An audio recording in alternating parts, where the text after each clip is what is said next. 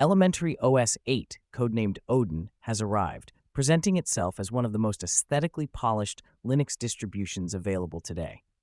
Renowned for its meticulous attention to detail and user experience, Elementary OS takes inspiration from macOS with a sleek dock and an intuitive interface. Yet, it maintains a distinct identity, packed with features designed specifically for Linux users. A highlight of this release is the redesigned multitasking view, now faster and more intuitive, making workspace switching and window management smoother than ever.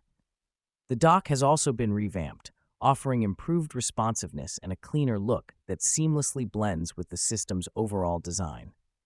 The AppCenter, Elementary OS's curated app store, has seen a significant upgrade. It better showcases free and paid apps, incorporating an easy-to-use payment system. This supports developers while aligning with open-source principles, allowing users to support app creators through pay-what-you-want or one-time payment options, fostering a sustainable app ecosystem.